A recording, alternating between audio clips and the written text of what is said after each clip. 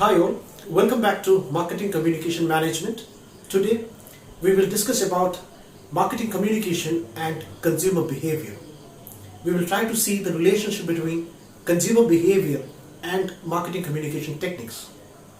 I am sure you must have all learned consumer behavior in detail. In the second semester you must have also learned what are the different stages of consumer decision making process, which is very important as far as your marketing management is concerned. So what are those 5 different stages in consumer decision making process? There are 5 different stages. Let me rewind it for you. The first stage of a consumer decision making process is a problem identification or a need identification. Every customer, he or she will identify a need, or he or she will trigger a problem or will encounter a problem, and it is about finding a solution for the problem or a need he is identifying.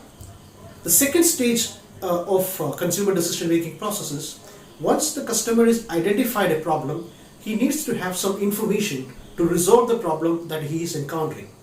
He has to collect adequate amount of information which are required for him to overcome the problem or the kind of need that he is searching for. So the second stage is gathering or collecting as much as of valuable information by the customer. The third stage in consumer decision making process is evaluating the various informations that he has collected. So he has to depend on various techniques to make sure that he has done a perfect analysis to take the right decision to purchase a particular product or a service. The fourth stage is, once he has decided this is the product I am looking for, he has to take a purchase decision. So the purchase decision is also very important as far as consumer decision making process is concerned. The fifth stage is, after the purchase, the customer started to experience the product. The customer is using the product. So after using the product, after having the experience of the product, he is generating some opinions. He is having some positive or negative experiences. He may be dissatisfied, he may be satisfied, or he may be delighted. So whatever be the experience that he has provided to the customer, he will deliver a response. And this is the last stage of consumer decision making process, and we call this as post-purchase behavior. So these are the 5 different stages. Let me repeat it again. It starts with the problem identification, then gathering or collecting as much as of information. The third stage is evaluating the various alternatives and analyzing the information. Fourth stage is taking the purchase decision, and the fifth stage is the post-purchase behavior.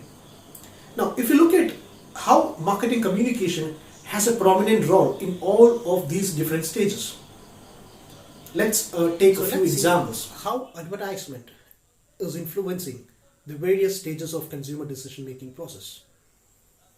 And I'm sure most of us are today realizing a problem or identifying a need just after watching an advertisement.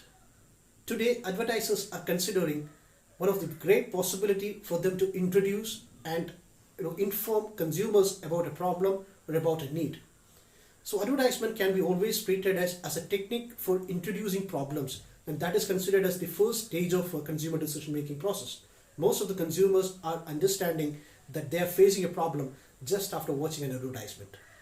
So the second stage of consumer decision making process is consumers are gathering informations. So advertisements are considered as one of the most important technique of sharing the first-hand information about a product or a service. So most of the consumers approach advertisements to get the first level of information. Obviously, for much better information, much important information, much detailed information, they can go to website, they can go to interact with the sales executives. So plenty of other options are available, but advertisements are also considered as a technique to present some valuable information in front of the customers. Now, I'm sure all of you would have seen comparative advertisements. What do you mean by comparative advertisements? Various brands are compared together in an advertisement. Their advantages, their uniquenesses, their positive aspects compared to the competitor brands, everything is presented systematically and it is presented in front of the customer.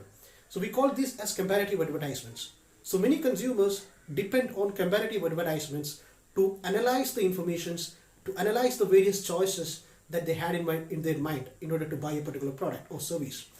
So the third stage of consumer decision making process is to analyze the information. So advertisements can be again seriously considered for analyzing or evaluating the various choices and the information the customer has collected. So obviously advertisements can also accelerate the decision making process of a customer. And also in the post-purchase behavior also, advertisement will seriously act and positively influence a customer so that the customer becomes more delighted, so that the customer becomes more happy in his entire experience with the product or service that he has purchased. Thank you. Similar to advertisements, let's see how personal selling is shaping the process of consumer decision making. Let's see how a personal seller can influence the stages of consumer decision making. I'm sure there must be a lot of sales executives. They might have come to you and they might have introduced different products and services which they handle. So what are the informations that you're collecting? Many times after having an interaction with an executive, you must be realizing that you have a problem or you have a need in front of you.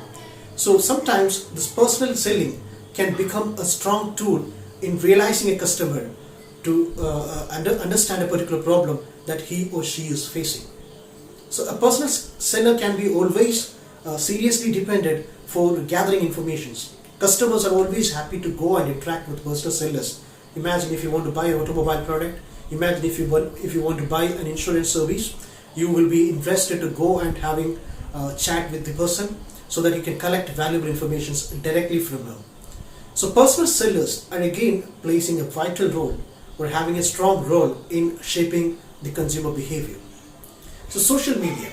Sometimes if you look at social media can significantly influence your decision making process. As we discussed, your post-purchase behavior. Social media gives you an opportunity to give the review, give the feedback, give your experience so that you're freely expressing yourself, the experience that you had gathered from the product or service. Sometimes you have to feel that the sales promotion gives you the best experience in consumer decision making process. There are products you may feel that it is not affordable to me, but after exposed to a sales promotion, the customer will realize this product is affordable for me right now because the price has come down. There is a discount available for this product just because of the sales promotion. So that is the time the customer will think about buying a product. So sales promotion can sometimes enhance or accelerate the buying process. So I'm just giving you a few examples and we can have more detailed discussion in our coming classes. So this is about the second module, the introductory part of the second module, that is about how various marketing communication techniques or activities are influencing the consumer decision making process and consumer behavior when it comes to marketing communication management. Thank you.